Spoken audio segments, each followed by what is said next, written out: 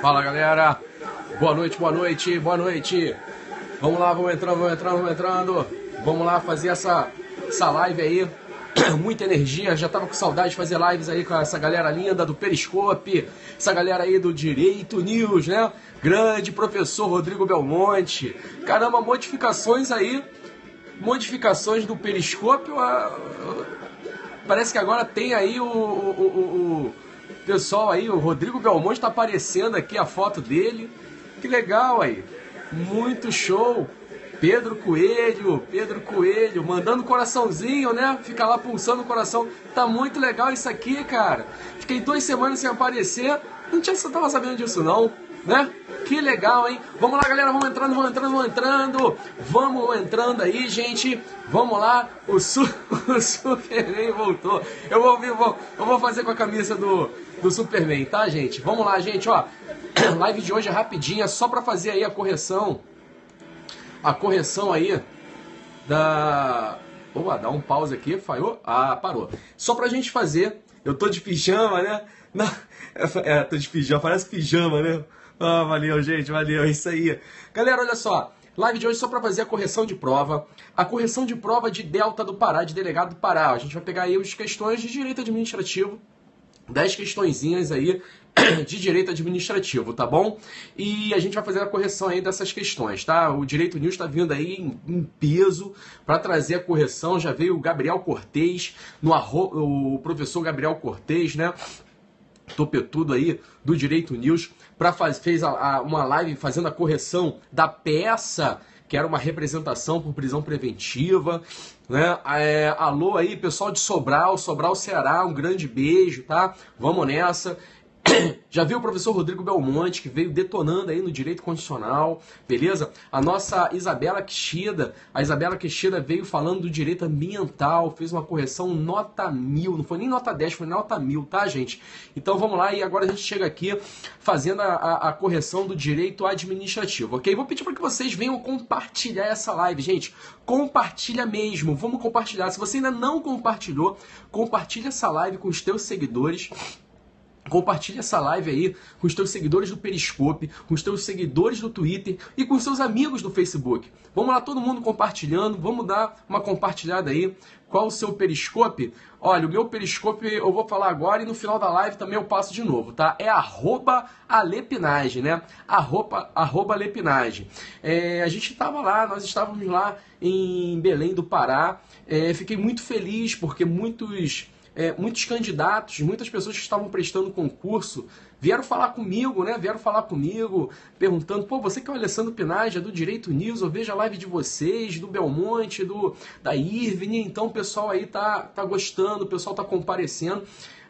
Foi muito gratificante, né? Muito legal isso, tá, gente? Então vamos compartilhar. Se você ainda não compartilhou, compartilhe. Não sou fake, isso aí, Leila, não sou fake, é de verdade, sou de verdade, tá? Tá bom, gente? Vamos lá dar uma compartilhada e vamos começando, né, gente? Vamos lá começando. Deixa eu puxar aqui, tá aqui no meu computador, aqui na minha frente.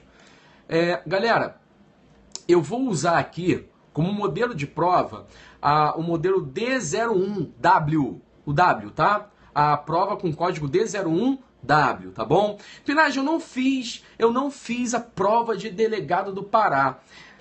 Você deve assistir essa live. Por quê? Gente, essas questões que caíram, ela cai para carreira policial como um todo, tá? Ela pode cair, todas as questões que eu vou falar aqui, elas podem cair numa prova de tribunais, carreiras jurídicas, tribunais, MP, tá joia? Então não deixe de assistir, mesmo que você não tenha feito, mas a minha praia não é carreira policial, Pinage, minha praia aí é tribunais, minha praia é qualquer concurso, né? Mas essas questões que caíram na prova da FUNCAB ontem servem para qualquer concurso. Isso vai ser um treinamento para você. Faça aí nessa prova, tá? Vamos lá atingir aí os nossos objetivos. Então, para começar, gente, Deixa eu só voltar aqui. A nossa matériazinha, ela começa lá, quem está aí com a prova, né, começa lá na questão número 6. Pelo que eu percebi, as questões elas são as mesmas. O que muda de um código para outro é o posicionamento, na verdade, das alternativas, né? Das alternativas, tá? É isso que a letra A na W corresponde à letra A da T, que corresponde à letra B da T, que corresponde à letra C da Y, né? E por aí vai. Beleza, gente? Primeira questão, vamos lá. Primeira questão, trata de improbidade administrativa. Improbidade administrativa. Com base, é a questão de número 6, hein, pessoal? Questão de número 6. Com base na legislação aplicada aos atos de improbidade administrativa, assinale o item correto. Então, vamos lá. Deixa eu puxar aqui. Saiu aqui a tela aqui para mim. Tá aqui. Assinale o item correto. E aí, vamos lá, gente. Ele fala assim, na letra A, os atos que atentem contra o patrimônio de empresas privadas podem caracterizar atos de improbidade administrativa, desde que estas entidades recebam subvenção, benefício ou incentivo fiscal ou creditício por parte da administração pública. Galera, o que eles fizeram nessa questão? Eles fizeram um corta-cola-copia da Lei 8429, tá? A Lei de Improbidade Administrativa. Ok? E essa lei, ela diz no seu artigo 1º, parágrafo único, tá? No artigo 1º, caput, e também no parágrafo único, quem são aquelas pessoas que podem ser lesionadas, aquelas pessoas jurídicas que podem ser lesionadas por atos de improbidade administrativa. Ou seja, quem seria o sujeito passivo dos atos de improbidade administrativa. E uma delas, a que a letra A está se referindo, se encontra no parágrafo único, tá bom? No parágrafo único do artigo 1º da nossa lei 8429. Aí ele diz lá, estão também sujeitos às penalidades desta lei os atos de improbidade praticados contra o patrimônio de entidade que receba subvenção, benefício, incentivo, fiscal ou creditício de órgão público, ou seja, por parte da administração. Então, tá exatamente como está na lei lá no parágrafo único do artigo 1º.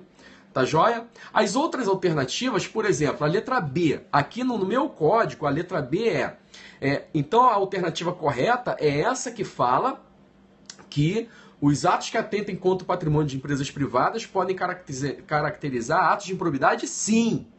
Tá bom? Desde que essas entidades, essas empresas recebam subvenção, benefício ou incentivo fiscal ou creditício por parte do órgão público ou da administração pública, beleza? Então essa é a correta, está certíssima, tá, gente? Aí a outra alternativa, que para mim é a letra B aqui, será punido com a pena de suspensão, sem prejuízo de outras sanções cabíveis, o agente público que se recusar a prestar a declaração dos bens dentro do prazo determinado, que a prestar falsamente. Veja só, gente, cuidado. Aqui é uma disposição que tem no artigo 13 dessa lei. O artigo 13 da lei, o artigo 13 todo da lei de improbidade administrativa fala do dever do servidor público ele declarar os seus bens, né? Ele informar lá o seu patrimônio, o que compõe o patrimônio dele, tá bom? Quais são os seus imóveis, seus automóveis, quais são... Então, ele vai ter que declarar isso tudo. E anualmente o servidor público ele tem que declarar isso. E o artigo 13, parágrafo 3º, diz que ele estabelece uma punição para o servidor público, tá bom? Que se recusar a prestar essas informações. Ou que prestar essas informações, ou seja, a declaração de bens, mas prestar de forma falsa, tá? Por má fé. A punição, gente, não é suspensão. A punição é demissão, a bem do serviço público. Está lá no artigo 13, parágrafo 3º. O que ele fez aqui na prova? Ele tirou a palavra, ele fez um corta-cola-copia, tirou a palavra demissão e colocou suspensão. Opa, suspensão não é. A pena aplicada será de demissão, tá bom? A pena aplicada será de demissão. E aí vamos lá, para a letra C. Os sucessores daqueles que causarem lesão. Essa é boa, hein, gente? Os sucessores daqueles que causarem lesão, ou seja... o cara que herdar, né? O cara, ele cometeu atos de improbidade. Atos de improbidade que, por exemplo, importam em enriquecimento ilícito, ok? Esse cara, ele falece, ok? Ele faleceu, mas conseguiu juntar um patrimônio com esse enriquecimento ilícito. Os seus sucessores vão herdar esse patrimônio. E a lei fala que esses sucessores vão estar envolvidos com a lei de improbidade administrativa. Tá? Ou seja, eles vão sofrer as cominações previstas na lei de improbidade administrativa até a força da herança. Tá bom? Até o que toca à herança. Então, na letra C, ele falava que esses sucessores não serão abrangidos, não sofrerão as cominações da lei de improbidade administrativa. Tá? Ele diz que não. Não, gente, claro, nada a ver, é o inverso. Eles sofrerão sim as cominações previstas na lei de improbidade administrativa até a força da herança, tá bom? Até aquilo que cabe à herança, beleza? É isso aí. Na letra D, qual é o erro dela? Ela diz lá, a lei de improbidade administrativa dispensa a participação do Ministério Público. Peraí. A lei de improbidade administrativa dispensa a participação do Ministério Público? Tá errado. Tá errado. Erradíssimo.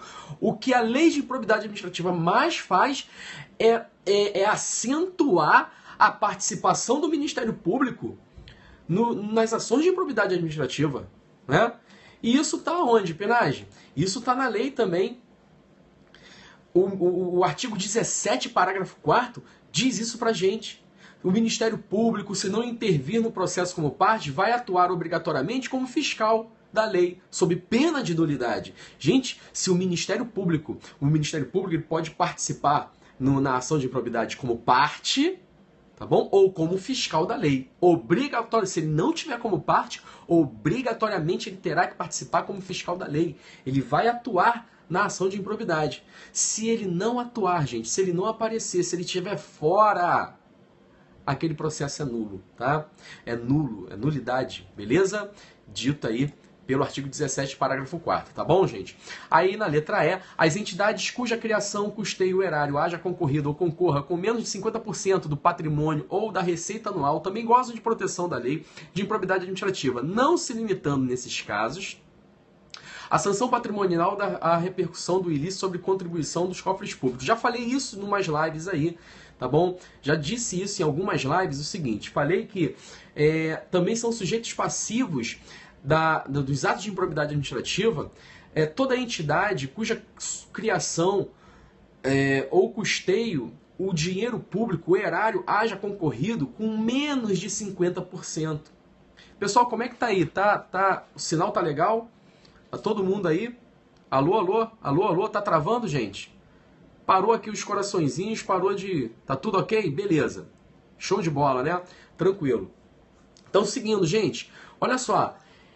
O artigo 1º da lei, tanto no caput quanto no parágrafo único, estabelece que as entidades, tá, em que a sua criação ou o custeio das suas atividades, o erário, ele concorreu, o dinheiro público concorreu com menos de 50% do patrimônio ou da receita atual. Será sujeito passivo de atos de improbidade essas entidades? Serão. Mas no tocante à sanção patrimonial, toma cuidado com isso, no tocante à sanção patrimonial, só será abrangido aquilo, né, aquela parte em que o erário tenha contribuído. Beleza? Aí sim.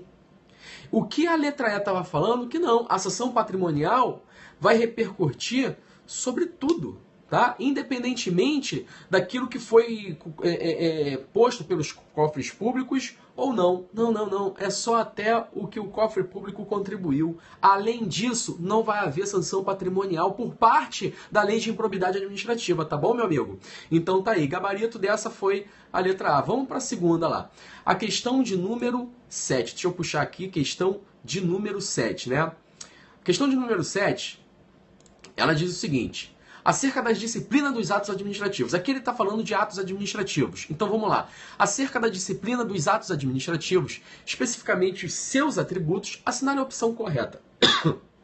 Então, de atos administrativos, se eu não me engano, foi essa e mais uma. Né? Foram 2 questões de atos administrativos. Essa questão, na letra A, ela fala assim, e essa questão só fala de atributos. Quais são os atributos dos atos administrativos? Vamos lá. Presunção de legitimidade e veracidade, ok? Autoexecutoriedade, imperatividade e tipicidade, tá? Então, esses são os atributos dos atos administrativos. E aí vamos nessa, gente. Na letra A ele fala assim, todos os atos administrativos são imperativos, ou seja, obrigam de forma unilateral ou particular, encontrando limite na legalidade em sentido estrito. Aí ele continua. A exceção ao atributo da imperatividade são os atos ilícitos, que não devem ser cumpridos pelo administrado, prescindindo de manifestação judicial. Galera, está errado, tá? Tá errado. Essa é a questão que engana muito, tá bom? Por quê? Vamos lá. Primeiro, a doutrina, gente, ela é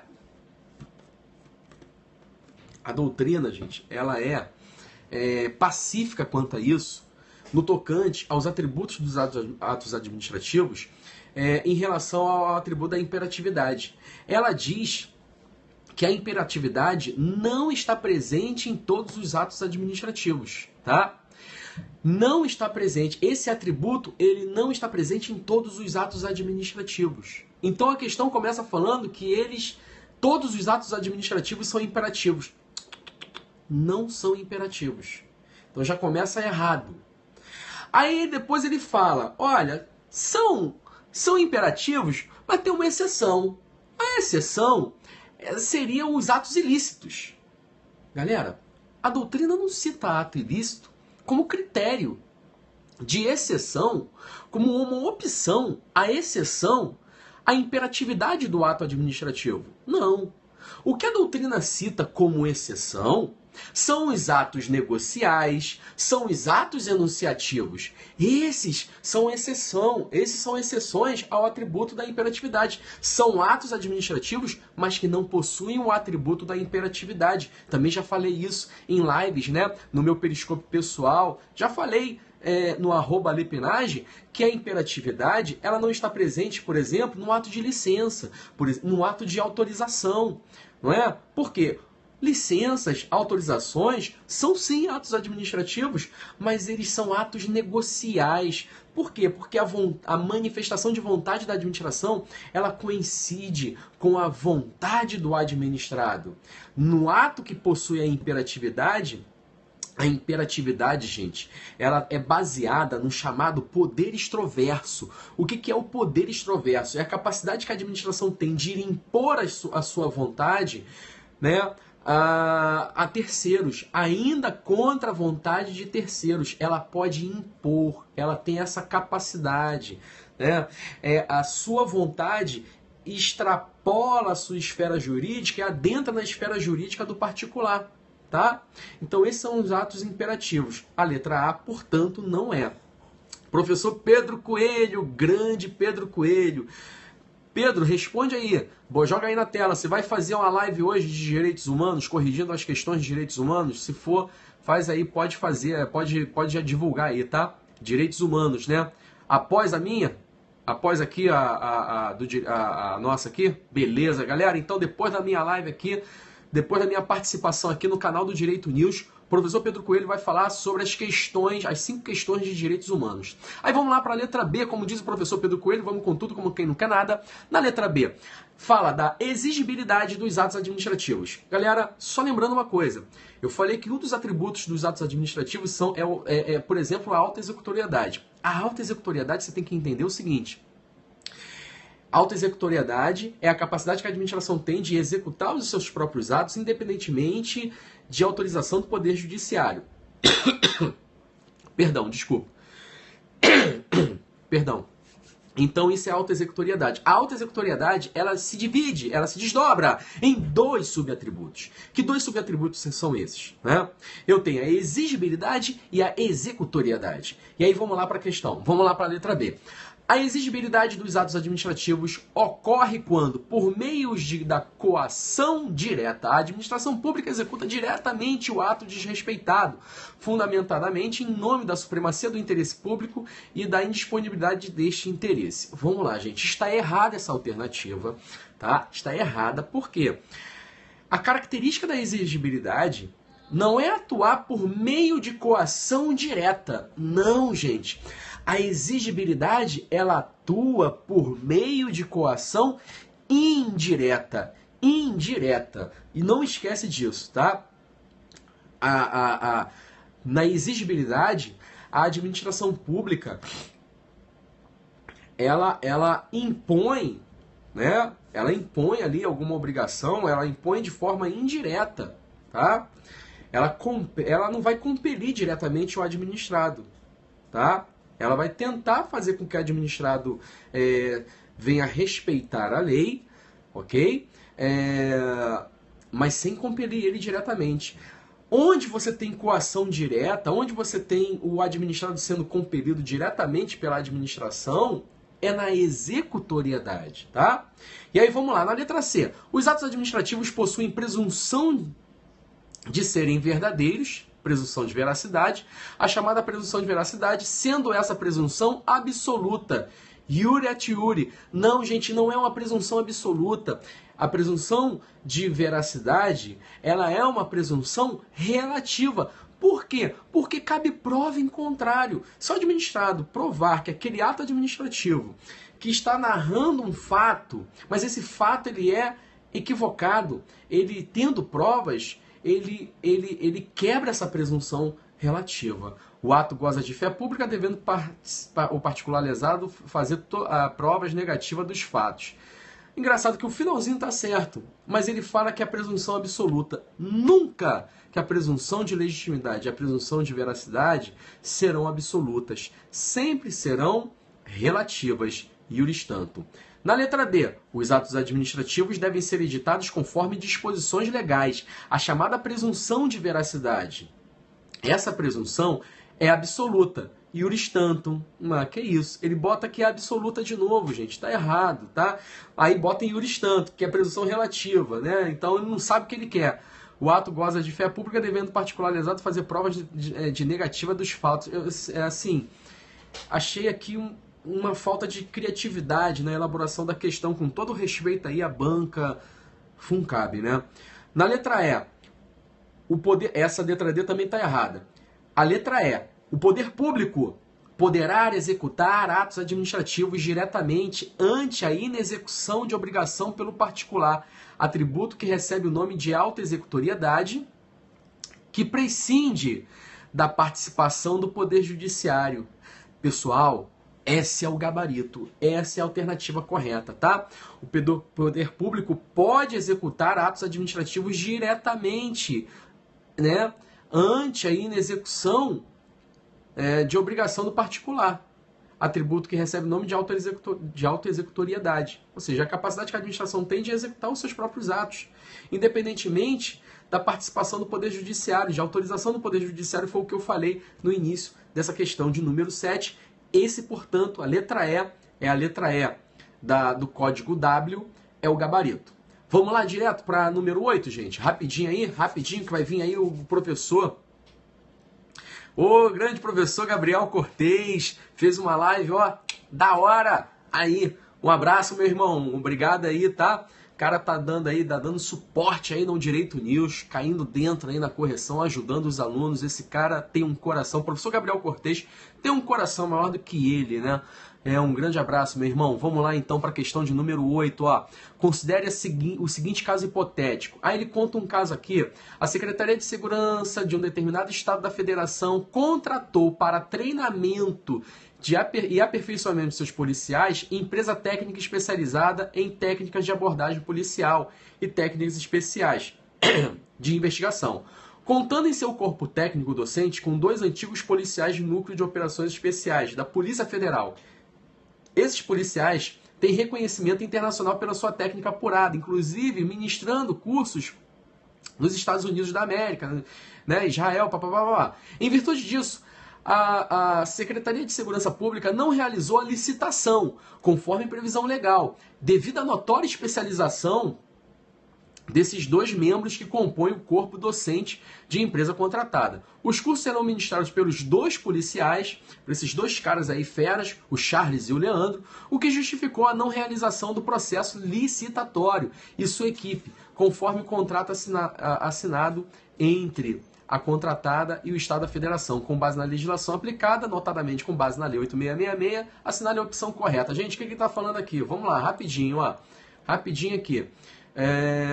Ele está falando, essa questão número 8, ela trata de inexigibilidade de licitação. Não é dispensa de licitação. A questão conta uma história em que foi feita uma contratação direta, ok? A administração não fez licitação, ela contratou diretamente uma empresa para prestar um treinamento, né, para fazer treinamento com os integrantes daquele órgão, os agentes públicos daquele determinado órgão, que é a Secretaria de Segurança Pública. E aí vamos lá. Quais são as hipóteses, gente, de inexigibilidade de licitação? Estão no artigo 25 da Lei 8666. Artigo 25 da Lei 8666. No artigo 25, ele diz que é inexigível, ou seja, é inviável a competição. Inexigibilidade de licitação é quando você tem inviabilidade de licitação. Não tem como fazer licitação. Aí ele traz algumas hipóteses. Traz 3. Uma delas é essa daqui dessa questão de número 8.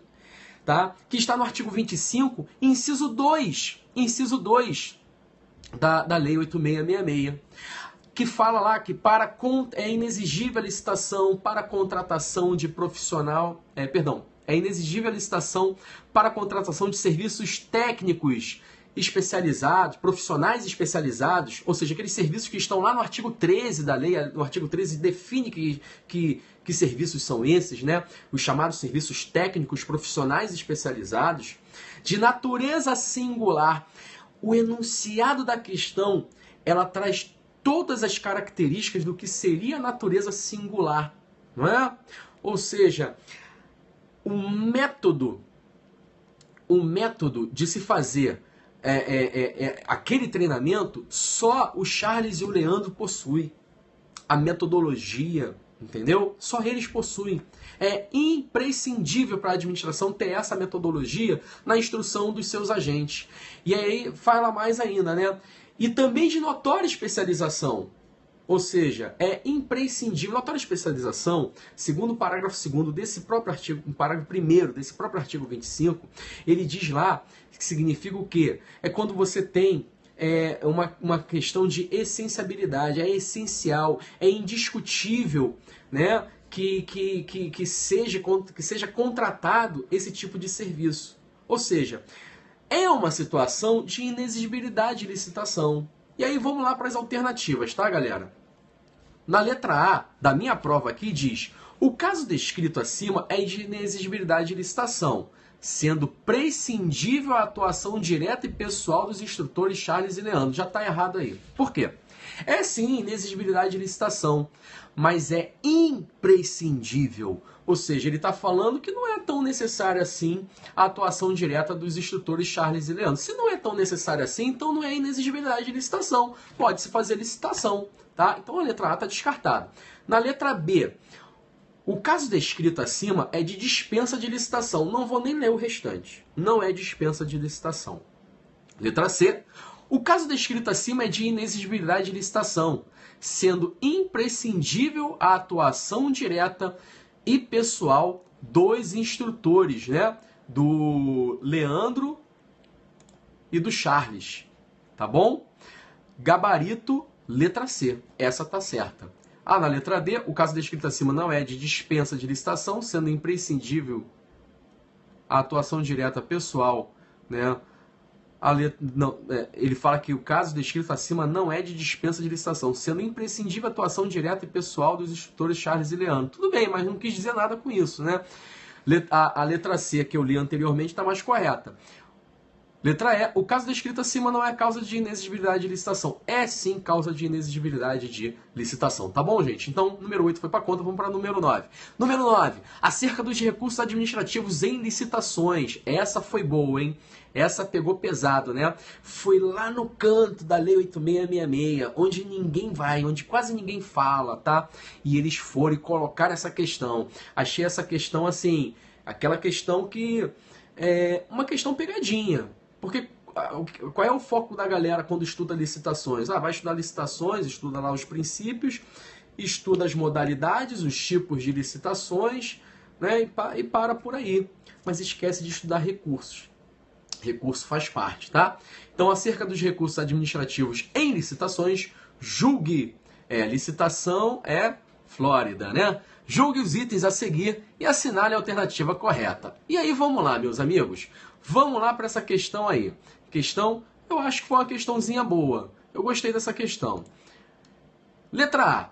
Era aplicação da lei. Quem leu a lei nessa parte acertou a questão. Nenhum prazo do recurso ou pedido de reconsideração se inicia ou ocorre sem que os autos do processo estejam com vista franqueada ao interessado, exceto na representação, em que o processo fica retido no respectivo Tribunal de Contas ou em órgão de controle interno. Gente, vamos nessa, ó, vamos lá. Tá? Essa questão aí, essa alternativa tá errado. Tá? Por quê? Você tem que ler o artigo 109, parágrafo 5º da lei. Essa tá errada, tá bom? Nenhum prazo de recurso, representação e pedido de reconsideração. Galera, quais são os recursos da Lei 8666? Os recursos estão lá no artigo 109. O artigo 109 fala de todos os recursos administrativos. Número 1, o recurso hierárquico. Número 2, a representação. Então, o recurso hierárquico ele vai caber em algumas situações, nas situações descritas no artigo 109. Depois ele fala do recurso de representação. A representação, ela cabe quando não existe previsão de recurso para determinada situação. Aconteceu uma situação e não tem recurso para isso previsto na lei, então aplica a representação. E tem um pedido de reconsideração. Tá? O pedido de reconsideração é destinado lá àquelas...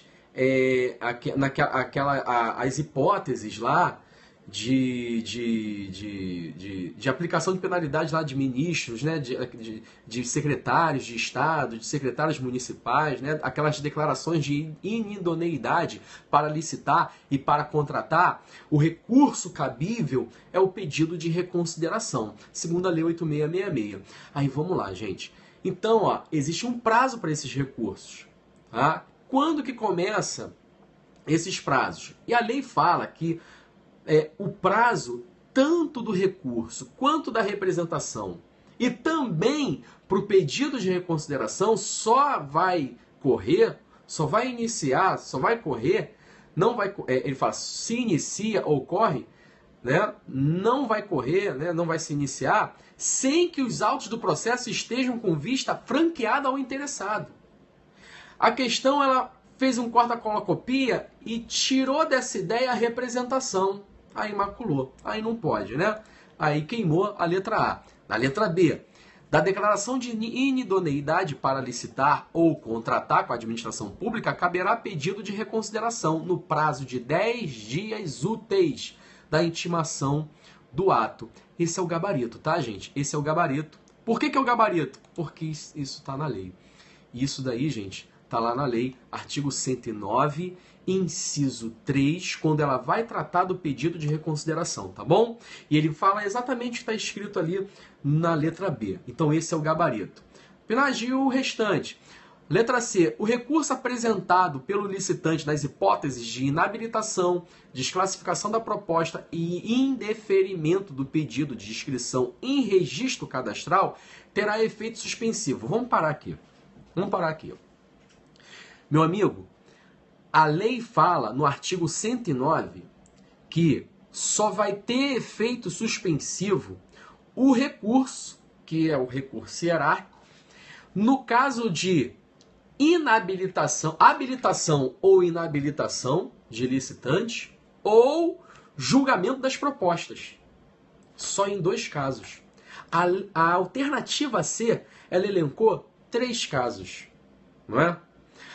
Ela elencou, além desses 2 que eu falei, ela falou lá no caso de indeferimento do pedido de registro de inscrição do registro cadastral. Galera, quando se utiliza recurso, quando se recorre de uma decisão que indeferiu a inscrição no registro cadastral, esse recurso, ele não tem, via de regra, o efeito suspensivo, tá? Não tem. Isso está lá no artigo 109 também. Na letra D, a contagem dos prazos estabelecidos na lei de licitações excluir-se-á o dia do vencimento e incluir-se-á o dia do início. Não, gente, está errado. É o contrário. É o contrário. Se inclui aí, vai se incluir o dia do vencimento e se exclui o dia do início. Então vamos lá. Os prazos, todos os prazos que você encontra na lei de licitações, inclui o dia do vencimento e exclui o dia do início. Beleza? Tranquilo, gente. Letra E. Somente os licitantes, sejam eles pessoas físicas ou jurídicas, poderão representar ao Tribunal de Contas ou aos órgãos integrantes do sistema de controle interno. Não, gente.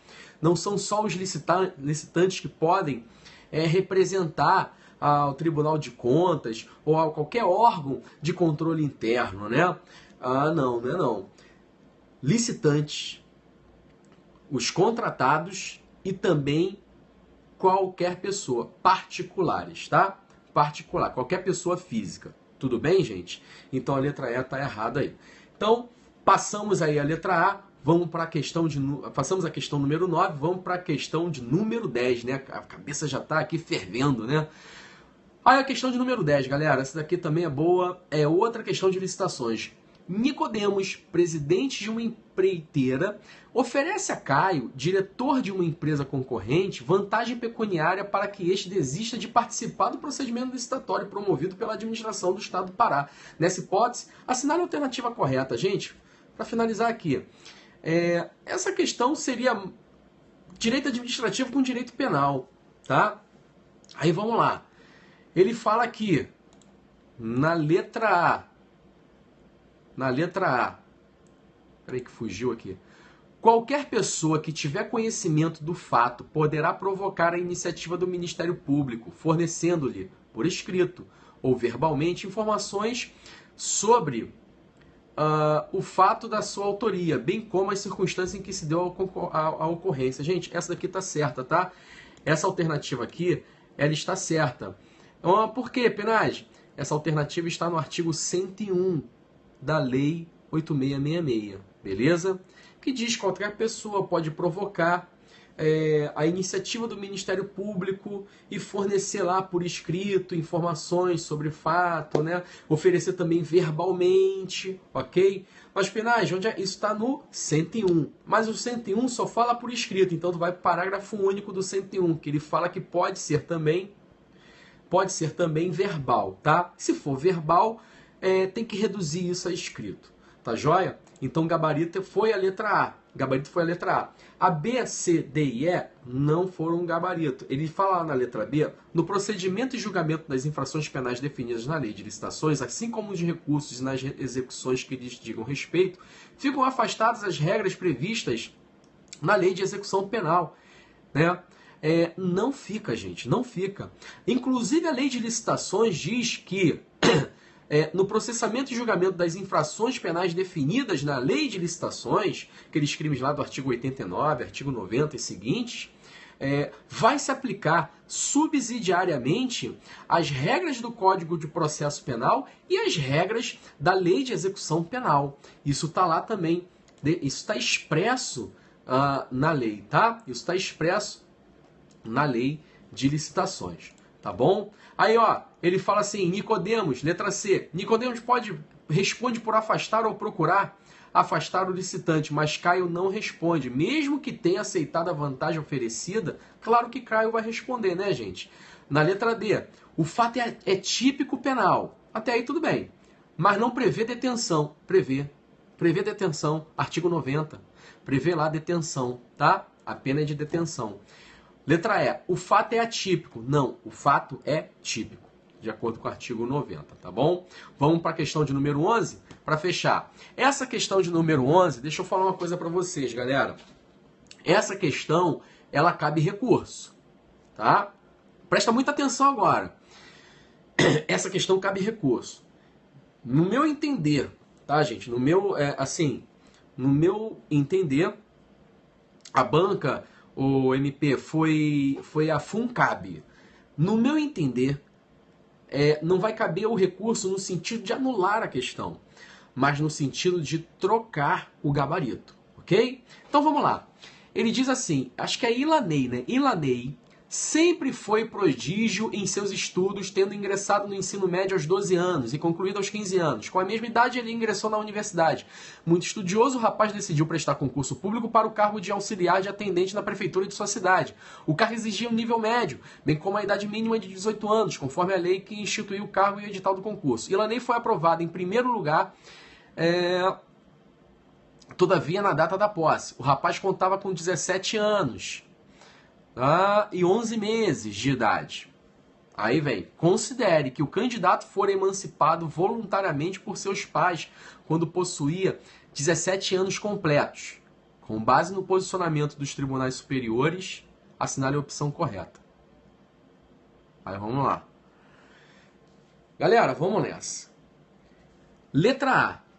Ilaney poderá tomar posse, já que tal distinção etária é desarrazoada. O que é desarrazoado? Ele está querendo dizer aqui que o fato do edital e da lei estabelecer idade mínima de 18 anos para que o candidato tome posse no cargo é desarrazoado. Uma vez que não há complexidade na execução das atividades do cargo que justifique tal situação. Vamos lá, gente. No enunciado da questão, ele pede que você se posicione, responda a questão com base nos tribunais superiores, na jurisprudência dos tribunais superiores. Galera, STF, STJ já se posicionaram de que a idade mínima de 18 anos é perfeitamente constitucional, é legal, é razoável, ok? Não fere aí o princípio da isonomia, não fere nenhum princípio. Tá? Não fere nenhum princípio. Agora, pasmem, o gabarito publicado pela banca foi a letra A. Foi essa letra aí. Tá bom? Para mim, eu entendo que está totalmente errado, equivocado. Até o pensamento do STF, por exemplo, é que é razoável, sim. É só você pegar lá, eu até puxei uma jurisprudência aqui para vocês, agravo regimental no agravo de instrumento, né? ARAI 413149-4 do STF, tá bom? Anota aí, agravo regimental no agravo de instrumento 413-149-4 do Distrito Federal, tá bom? Que tem um posicionamento do STF no tocante à idade mínima.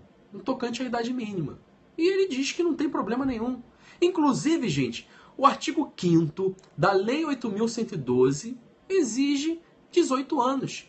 E que o candidato tem que ter 18 anos, não no dia da prova, não no dia da nomeação, mas no dia da posse. Posse e exercício. Ele tem que ter 18 anos. Tá joia? E isso já foi chancelado pelo Supremo Tribunal Federal. O STJ acompanha isso também. Então o gabarito foi essa alternativa, que na prova que eu estou usando aqui é a letra A. Mas, gente, está errado isso. Ele diz que é desarrazoado. Não é. Aí vamos na letra B. Ilaney poderá tomar posse, devendo ocorrer uma mudança na lei. Gente, não existe isso.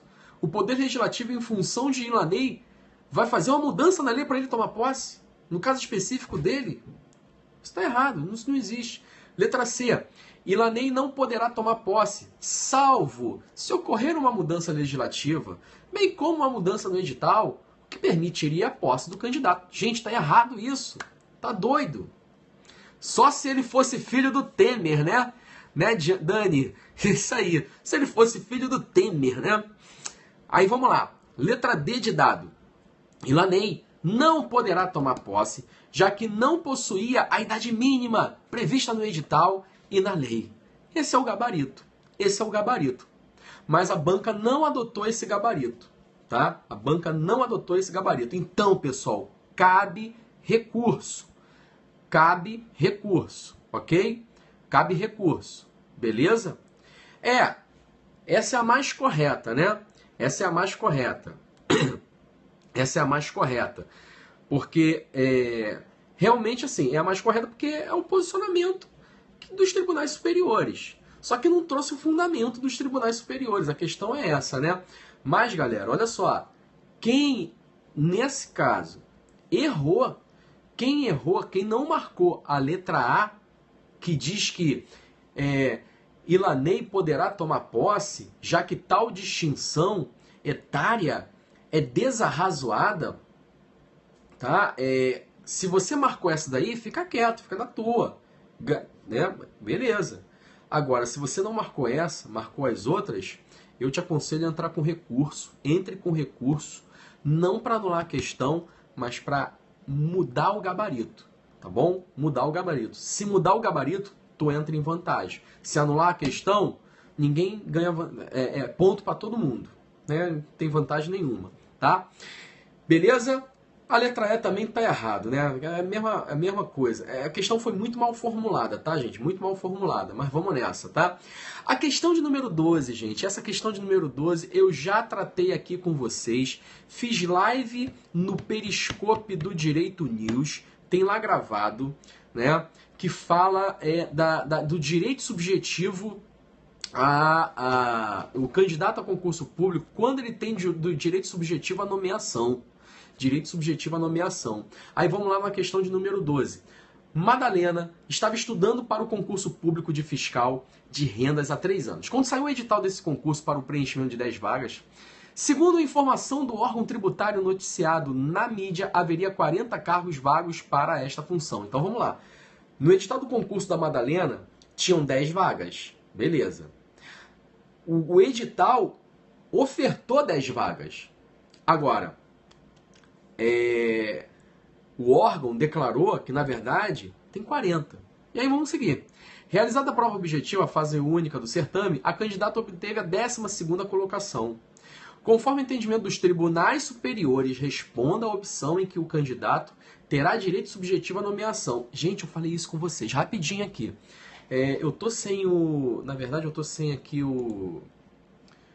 vou puxar para vocês a decisão que a gente viu, nós tratamos aqui sobre essa questão, tá? Sobre essa questão. Eu tô sem o... Vamos lá. Anotem aí. RE 837-311. Em sede de repercussão geral. STF, tá? Uma jurisprudência do STF do final do ano passado, de dezembro do ano passado, em sede de recurso extraordinário, número 837-311. 837-311. E o que a gente tem lá? Cara, tem a resposta para tudo que está aqui nessa questão. Tá bom? Primeiro, gente, eu vou te passar o que se pensa hoje. Qual é o posicionamento dos tribunais superiores hoje? O candidato a concurso público tem direito subjetivo à nomeação? Vamos lá. Você tem aprovados classificados e aprovados não classificados. Quem são os aprovados classificados? São aqueles que foram aprovados dentro do número de vagas ofertadas no edital. Se o edital ofertou 10 vagas, nesse concurso da Madalena, os 10 primeiros classificados possuem o direito subjetivo à nomeação. Madalena passou em 12º. Ela foi a 12ª classificada. Mas existem 40 vagas. Mas ela não tem direito subjetivo à nomeação. Por quê? Porque ela não é uma aprovada classificada. Ela é uma aprovada não classificada. Beleza? Tranquilo. E esses aprovados classificados, eles possuem esse direito subjetivo até o final do prazo do concurso público. Beleza? Tranquilo. Agora, galera, existem outras situações que podem surgir que ensejam aí direito subjetivo à nomeação. Por exemplo, se houver o que se chama de preterição de ordem. Preterição de ordem na classificação. A Madalena não está em 12º? Está. Se a administração pública nomeou o primeiro colocado, segundo, nomeou até o 9º colocado. Beleza? Nomeou, vamos supor que ela nomeou o 10º. Aí nomeou o 11º, tranquilo. Quem seria a próxima? A Madalena. A administração vai e nomeia o 13º. Pulou a Madalena. Foi para o 13º e nomeou. Diz o STF, na súmula número 15, que quando há preterição de ordem, é direito subjetivo daquele que foi preterido de ser nomeado, tá? Então Madalena teria esse direito à nomeação, mas se houvesse preterição de ordem, quando é que tem preterição de ordem? Quando a administração pública não respeita a ordem de classificação ali. Ela pula a ordem de classificação e nomeia o outro cara. Nomeou o 13º ao invés de nomear o 12º. Não, tinha que ter nomeado o 12º, depois ele ia nomear o 13º colocado. Tudo bem? Então, beleza. Aí, olha só, galera, vamos às hipóteses aqui. Letra A. Não há hipótese em que o candidato aprovado em concurso público tenha direito subjetivo à nomeação, já que a nomeação de aprovados em concurso público é dotada de discricionariedade administrativa, sendo a aprovação mera expectativa de direito à nomeação. Gente, não é assim, não é isso que eu expliquei para vocês, entendeu? Então essa alternativa A está descartado, está errado. Letra B. Quando houver preterição na nomeação por não observância da ordem de classificação, gabarito está aí, ó. Letra B de bola. Gente, só rapidinho aqui, na letra C, quando o candidato for aprovado dentro do número de vagas previsto no edital. Tá certo? Tá certo. Aí ele vem assim: não havendo exceção a essa regra, nem mesmo por fato superveniente, imprevisível e grave. Pessoal, toma cuidado, porque existe exceção sim. De acordo com o entendimento do STF, existe exceção ao candidato aprovado dentro do número de vagas. Existe exceção. Existe. Caraca, como assim? Nesse recurso extraordinário que eu cantei aqui para vocês, tem essa exceção, tá? Tem essa exceção, tá bom? Quando surgirem novas vagas, tá? E a administração pública, ela preterir a ordem de forma motivada, demonstrando então a necessidade, de forma inequívoca também. Aí, galera, pode, tá? Aí pode. Desde que ela venha motivar e por motivos devidamente relevantes. Isso está lá no recurso extraordinário que eu falei para você. E eu disse que isso ia cair em prova, gente. E caiu ontem na prova de delegado. E considero essa questão uma das questões mais difíceis da prova. Por quê? Porque, gente, isso daí ainda não existe, isso ainda não tem em livros. Você ainda não tem isso em livro. Saiu essa jurisprudência e os livros de direito administrativo não deu tempo de atualizar. Então a gente correu o ano de 2016 todo sem essa informação. Então a pessoa que se baseou no livro errou a questão. Tinha que ter lido a jurisprudência do STF, tá? Então era uma questão mais difícil que eu considero, tá bom? Galera, vamos lá partir para a questão de número 13. Eu não vou explicar muito dessa questão não, porque eu fiz uma live específica. Se eu não me engano, gente, foi a última ou a penúltima live que eu fiz aqui no canal do Direito News. Depois você pega lá a reprise, que eu fico acho que 40 minutos só falando desse assunto da questão de número 12, tá? Que fala sobre direito subjetivo à nomeação. Então, gente, toma cuidado com isso, tá bom? Toma cuidado. Vamos lá, gente, questão de número 13. A de número 13 fala dos poderes da administração e fala muito do poder de polícia, né? Fala muito do poder de polícia. Aí vamos lá, aí tá aí, né, na tela aí o professor o Bicudo e o nosso Topetudo discutindo aí na nossa live, né? Coisa linda, que exemplo bacana, né, meus amigos? Que exemplo, tá certo. Tamo aí, tamo junto, são parceiros, são professores de alto quilate, né? Falta muito tempo. Não, tô terminando. 13, 14, 15. Rapidinho, rapidinho. O professor Bicudo tá com pressa, né? Quer entrar, né? Não dá, tô segurando hoje, cara. Vamos lá, tá bombando, gente. Vamos nessa, ó. Com relação aos poderes da administração, marque a opção correta. Na letra A sanção de polícia prescreve em 3 anos, contados da data do ato, ou, no caso de infrações permanentes, no dia em que tiver cessado. Galera, presta atenção. Essa letra A tá errada. Por quê?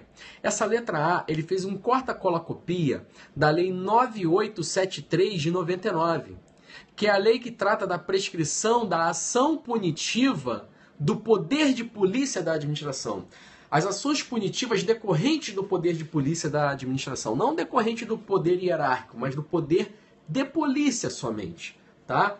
E logo no seu artigo 1º, ele diz que a prescrição dessas ações se dão em 5 anos e não em 3 anos. Aí você tinha que ter lido essa lei, né? Essa lei. Pois é. Na letra B, o poder de polícia poderá ser exercido pela administração indireta. Dentre elas, autarquia e sociedade de economia mista. Tá errado, tá? Por autarquias, sim. Agora, sociedade de economia mista, não. Tá? Não. Não vai poder ser exercido. Por quê, Pinage? Por quê? Porque o STJ, ele diz que o poder de polícia, ele se subdivide em 4 atos. Legislação, sanção, consentimento e fiscalização. E ele diz que o ato de polícia referente à legislação e sanção é indelegável. Não pode nenhuma sociedade de economia mista e nenhuma empresa pública exercer esses atos de polícia. Então, está errada aí a letra B. Na letra C, o STF decidiu que os conselhos reguladores de profissão têm natureza de autarquia. Tal decisão se fundamentou no fato de que elas atuam no exercício regular do poder de polícia, sendo este poder indelegável ao particular. Essa daí está certa. Esse é o gabarito. Existe uma jurisprudência, o STF já se manifestou nesse sentido, de que os conselhos reguladores de profissão têm natureza de autarquia, né? Esse poder de polícia que eles possuem é indelegável, tá? É indelegável ao particular. Ao particular.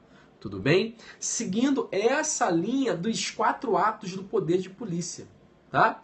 Então vamos lá. Questão de número 13 no código W, é a letra C, beleza? Vamos logo para 14, gente. Rapidinho aqui na 14, ó. Na 14 ele fala assim, é sobre serviços públicos. Levando em consideração o assunto serviço público, seus princípios específicos e o posicionamento acerca do assunto nos tribunais superiores, marque a opção correta. Aí vamos lá, ó. Na letra A, caracteriza como descontinuidade do serviço a interrupção em situação de emergência motivada por razões de ordem técnica ou de segurança das instalações. Não, tá errado. Não se considera... E o que acontece, gente? Nos serviços públicos, você tem, nessa matéria, a incidência do princípio da continuidade do serviço público. Princípio da continuidade do serviço público. Os serviços públicos não podem ser interrompidos. E ele fala aqui que caracteriza como violação a esse princípio, ou seja, é descontinuidade do serviço público, a sua interrupção em situação de emergência motivada por razões de ordem técnica. Gente, se for por razões de ordem técnica, por segurança de instalações... pode se interromper, que não vai configurar uma descontinuidade no fornecimento do serviço. Tá? Isso é até posicionamento do STF também. Na letra B, vamos logo ao gabarito, gente. Vamos lá para a letra D, a D aqui da minha prova. Ele diz assim, é ilegítimo o corte no fornecimento de serviços públicos essenciais, quando o débito for decorrente de suposta fraude no medidor de consumo de energia apurada unilateralmente pela concessionária, tá? Então aqui na 14, o gabarito vai ser a letra D. O gabarito vai ser a letra D. É ilegítimo, tá bom? Se a concessionária, por exemplo, de fornecimento de energia elétrica, constata lá uma fraude no relógio, ela não pode cortar unilateralmente, entendeu? Isso já é a posição do STF também. Então é ilegítimo esse corte, configura, né, uma violação ao princípio da continuidade de serviço público gabarito letra D. Vamos lá para fechar, galera. Número 15. Quanto ao assunto da delegação e avocação explicitamente relacionado ao elemento competência dos atos administrativos, assinale a opção correta, conforme o preceito legal. É outra questão também que eu achei assim puxado, tá? Eu achei puxado. Por quê, gente? Por quê? Veja só. O edital de vocês, o edital dessa prova, eu tô com ele aqui na mão, tá aqui, ó, tá? Eu até marquei aqui. Direito administrativo. Então, ele aqui, ele não cita que vai cobrar a matéria de processo administrativo. Delegação e avocação, matéria de processo administrativo. Mas tudo bem, você pode estudar isso em sede de atos administrativos. Aí, em ato administrativo, ele bota assim, conceito, requisitos. Diz que vai cobrar requisitos. E aí, vamos lá, gente. Dentro de requisitos, você tem o quê? Que são requisitos dos atos administrativos? Requisitos são os elementos dos atos administrativos. E quais são os elementos dos atos administrativos? A competência, a finalidade, a forma, o motivo e o objeto. Beleza. Dentre esses 5 elementos dos atos administrativos, nós temos a competência, ou sujeito competente na visão da Maria Silva Zanella de Pietro. Tá bom. A competência, tá? A competência, ela é irrenunciável. Beleza. Apesar de ser irrenunciável, a competência ela pode ser delegada ou avocada. Pode haver delegação ou pode haver avocação. Então olha só como é que ele foi. Cara, ele aprofundou muito. Ele botou uma palavrinha no edital e nessa palavrinha ele puxou delegação e avocação de competência. E aí na letra A ele fala assim: um órgão colegiado poderá delegar parte de sua competência a seu presidente, quando for conveniente, em razão de circunstâncias de índole jurídica, em não havendo impedimento legal. Em não havendo impedimento legal, tá? Galera, vamos lá. Ele diz que um órgão colegiado pode delegar parte de sua competência. Então, beleza. A delegação, gente, o que é a delegação de competência? Transferência de competência, né? Transferência de competência. Essa transferência de competência, ela não pode ser plena, só pode ser o quê? Em parte. Um órgão, um agente, só pode delegar parte de sua competência, e não sua competência toda, só parte da competência. Então até aí tá tranquilo. Depois ele fala que quando tem essa delegação só pode ocorrer em razão da presença de determinadas circunstâncias. Dentre elas, circunstâncias de índole técnica, circunstâncias de índole territorial, circunstâncias de índole social, econômica, de índole jurídica. Na questão ele citou de índole jurídica. Basta uma dessas circunstâncias que a autoridade ou o órgão pode delegar. Então, nas circunstâncias, em razão de circunstâncias de índole jurídica, um órgão, um agente pode delegar parte de sua competência. Isso são regras da delegação, que nessa alternativa está correto. Esse era o gabarito da questão de número 15, tudo bem? Pessoal, eu vou encerrando aqui. Foi um prazer, eu estou regressando aí às lives, né, do Periscope. Foi um prazer estar aqui com vocês, tá? Vou deixar aqui divulgado, vou divulgar aqui. Obrigado, tá bom, Dani? Obrigado mesmo. Show de bola. Vou divulgar aqui o meu Instagram. Se você não segue lá, não me segue no Instagram, eu tenho um perfil no Instagram. Que nada, gente, é o que o professor Rodrigo Belmonte disse, né? A gente está aqui, o Gabriel também falou isso, nós estamos aqui para ajudar vocês e fazemos isso com prazer, não estamos ganhando nada com isso financeiramente, mas a gente está ganhando aí a satisfação sua. E assim, eu sei que muita gente fez essa prova, né? 150 vagas.